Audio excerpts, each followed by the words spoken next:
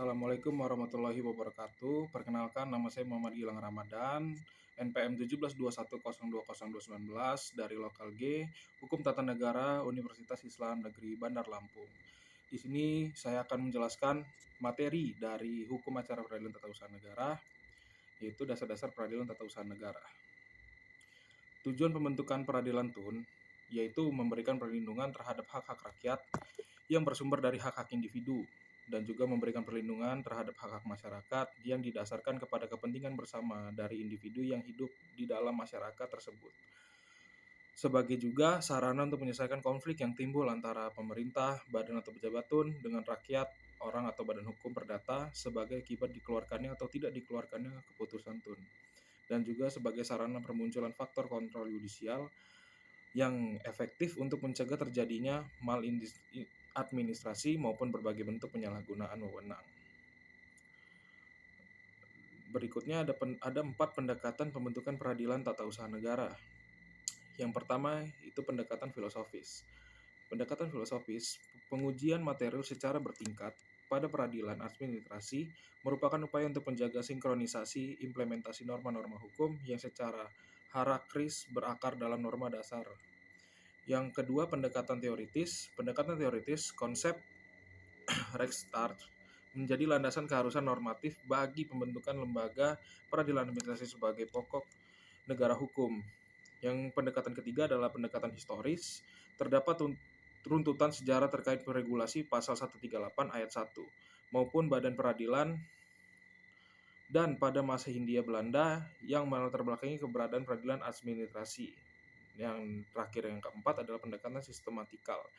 Pendekatan sistematikal, norma merupakan kesatuan dengan struktur piramida, sistem hukum merupakan proses berkelanjutan dari yang abstrak, positif, dan selanjutnya sampai menjadi konkret. Berikutnya ada peristilahan dan definisi hak petun. Peristilahan, hukum acara peradilan tata usaha, pemerintahan, hukum acara peradilan administrasi negara, hukum acara peradilan administrasi, hukum acara pengadilan dalam lingkungan peradilan administrasi atau HAPLA. Pengertiannya, hukum yang mengatur tentang tata cara bersengketa di petun serta mengatur hak dan kewajiban pihak-pihak yang terkait dalam proses penyelesaian sengketa tersebut. Pengaturan hukum formil.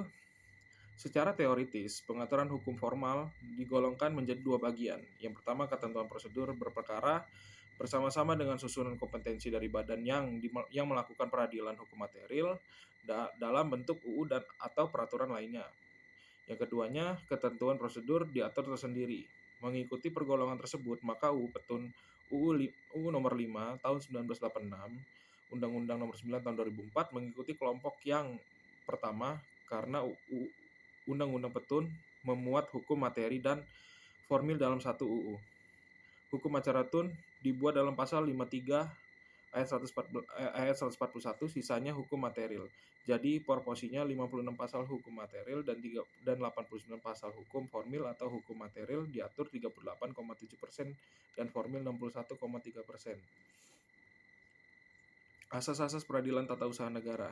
Asas merupakan jantung peraturan hukum. Asas merupakan landasan yang paling luas dari peraturan hukum. Asas juga merupakan alasan ratiologis dari peraturan hukum yang menjadikan hukum bukan hanya kumpulan peraturan, tapi lebih mengandung nilai dan tuntutan-tuntutan etis. Jadi, asas hukum adalah pikiran-pikiran dasar yang terdapat di dalam dan di belakang sistem hukum yang masing-masing dirumuskan dalam peraturan perundang-undangan atau putusan. Yang pertama, asas praduga rehmatik. Asas ini mengandung makna bahwa setiap tindakan penguasa selalu harus dianggap rehmatik atau sah berdasarkan hukum sampai ada pembatalannya. Dengan asas ini, maka gugatan TUN tidak menunda pelaksanaan. Dapat segera dilaksanakan keputusan tata usaha negara yang digugat pasal 67 ayat 1 Undang-Undang PTUN. Yang kedua, asas pembuktian bebas hakim. Hakim menentukan apa yang harus dibuktikan, beban pembuktian beserta penilaian pembuktian, surat atau tulisan, keterangan ahli, keterangan saksi, pengakuan para pihak, pengetahuan hakim, dan untuk sahnya pembuktian diperlukan sekurang-kurangnya 2 alat bukti berdasarkan keyakinan dalam hakim pasal 107 dan pasal 100 Undang-Undang 5 ayat 86. Yang ketiga, asas keaktifan hakim. Asas keaktifan hakim ini dimaksudkan untuk mengimbangi kedudukan para pihak karena tergugat adalah pejabat TUN sedangkan penggugat adalah orang atau badan hukum perdata. Pasal 58 63 ayat 1 dan pasal 2, 80 dan pasal 83 Undang-Undang 5 tahun 1986.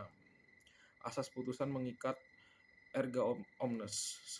Sengketa tun adalah sengketa hukum publik, sehingga dengan demikian putusan pengadilan tun berlaku pula bagi siapa saja, tidak hanya bagi para pihak yang bersengketa. Dalam hal ini tergambar asas perlindungan terhadap kepentingan umum dan publik yang menonjol di samping perlindungan terhadap individu. Asas self-respect, penghormatan aparatur pemerintah terhadap putusan peradilan administrasi karena tidak dikenal upaya pemaksa yang langsung melalui jurusita. Lanjut ke pengertian dasar peradilan tata usaha negara. Hukum acara. Hukum acara adalah hukum formal karena ia merupakan salah satu unsur peradilan. Demikian pula dengan hukum materialnya.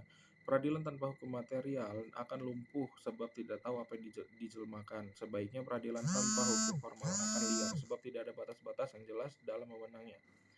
Prosedur berperkara diatur bersama-sama dengan hukum materialnya. Prosedur berperkara diatur tersendiri masing-masing dalam bentuk UU atau peraturan lainnya. Yang terakhir adalah pengertian hukum acara petun.